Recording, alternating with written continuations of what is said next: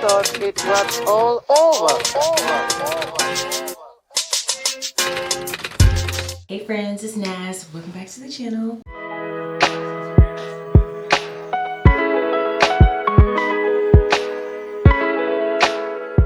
If you follow me on TikTok or Instagram, you know I always do my Pinterest hair diaries where I try out hairstyles I found on Pinterest, see if it's a success, and if I can add myself to my Pinterest. So we're bringing it to YouTube, and today's Pinterest hair diaries is going to be about a bust down side part. I've always wanted to do a bust down side part, but I'm terrified of leave out. So my girl Timmy from Tempire Beauty sent me this absolutely perfect U-part wig, and it is down. So that's what we're getting into. This hair is virgin kinky straight texture. It's 18 inches and it's a custom U-part wig. She ate down. That's all I can say. This hair matches my texture perfectly, and it's so, like, the quality is so fire. I don't buy bundles often, but I have gotten like curly hair that sheds like crazy. Like half of the wig is gone.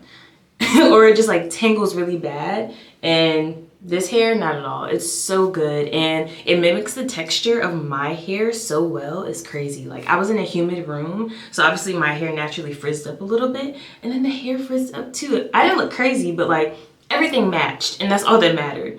But yeah, that's what we're getting into today. I'm gonna show y'all like how I did my braid down, and I wore this for 2 weeks and reinstalled it to like try a different way to see, like, just to give y'all the best advice. So I'm gonna talk about all that in the video, but yeah, let's get into it.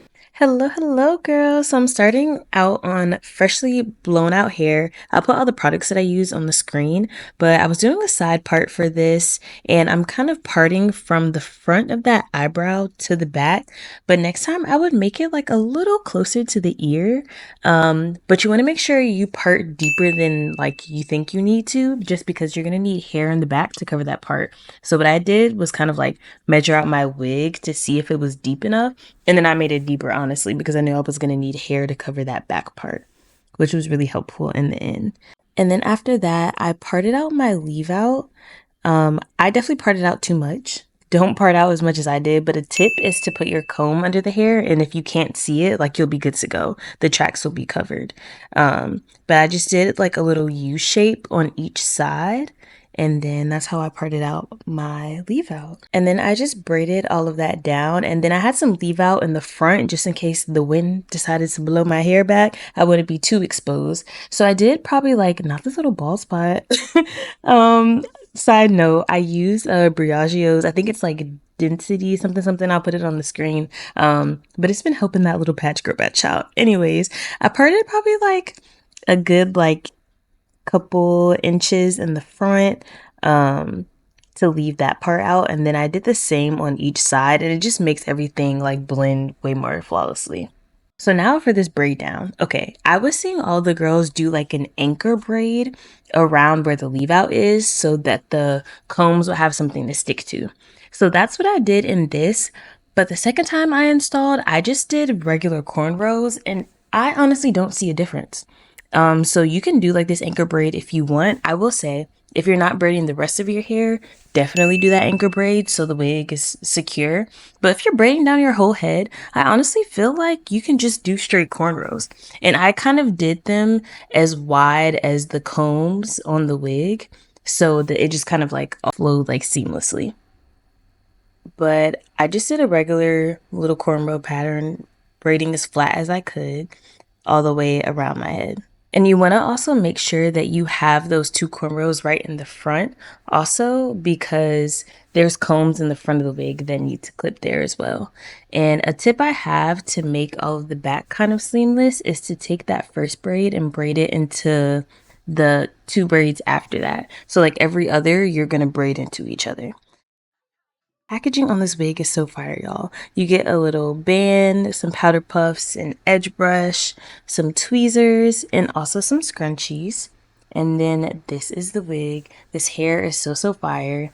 Again, this hair is virgin kinky straight texture, and it's 18 inches. So you have 3 combs there, and then you have 2 on the sides, and that's why you need those braids like on the sides of your head. And then there's a couple combs like in the back and stuff. Very secure. She's not going anywhere. So I started by putting that comb in the back first.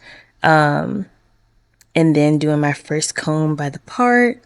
And then this comb right here, that's why you need that braid right there so it can just slip right under there.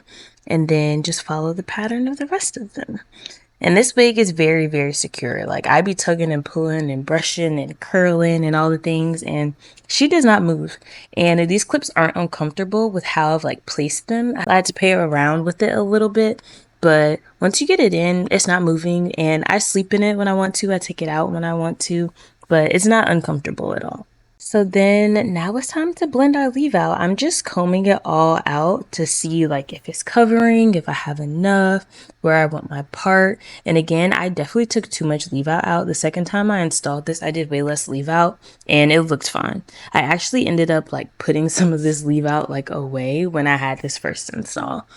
And this BioSilk, y'all, please, if you don't get anything else from this video, buy you some BioSilk, girl.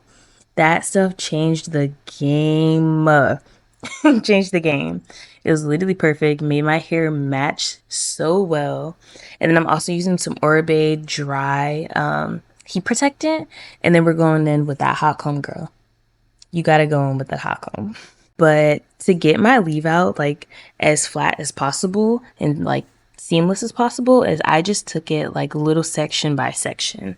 Literally combed the tiniest little bit out, hot combed those roots nice and slow, and then that's how I got it to be kind of flat. But I'm telling y'all that BioSilk will change the game. And a lot of times when I didn't want to like put heat back on my hair, but it was a little messed up, I would just put some BioSilk on my hands and like rub it on my hair, put a scarf on like for a couple of minutes, and I would be good as new. But yeah, I would just say take this part section by section just so everything is as flat as possible. And I'm also a strong advocate of you have to hot comb before you straighten. Like, that's how you get your best silk press. That's how you get your hair to be like as straight as you can. And go slow. There's no rush. Obviously these clips are rushed, but I was taking those plates nice and slow throughout my hair. And also the chase method is gonna be your best friend when doing styles like this, especially when your hair isn't heat trained or anything. So now that everything's straightened, I'm just combing through, fixing up my part. And sometimes I would take the wig, like a little bit of it, and comb it forward to match how my bangs would lay forward also.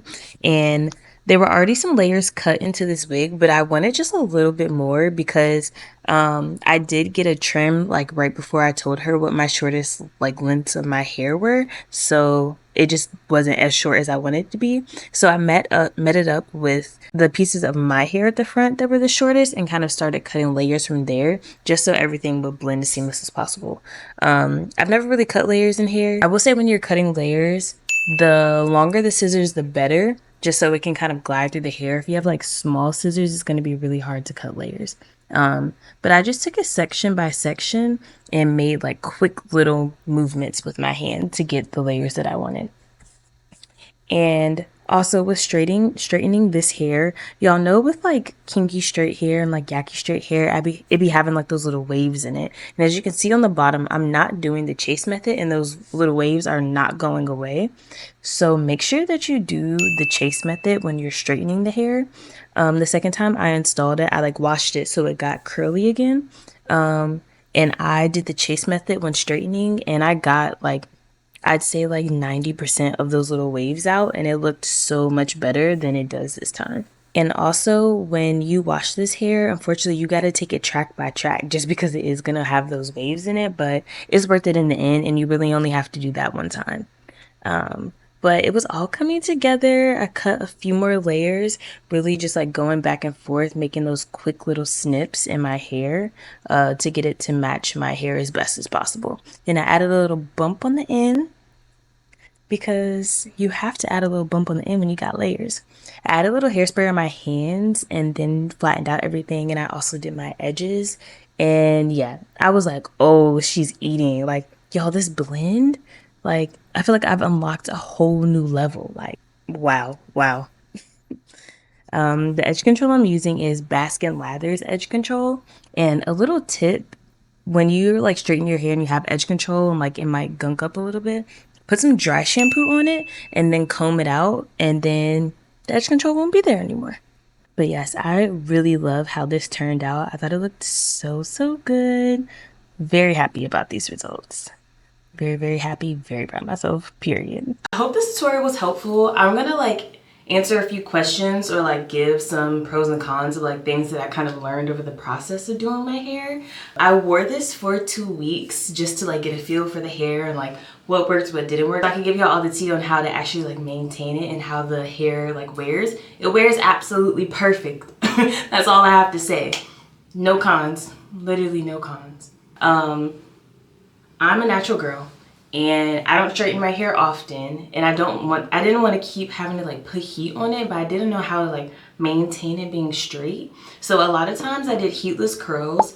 I would do one rod in the front, one of the singular rods, and then do like the little headband thing for the rest of my hair, and that really helped. To get the curls to last on that, I would put the tiniest bit of foam on my hand and also do hairspray.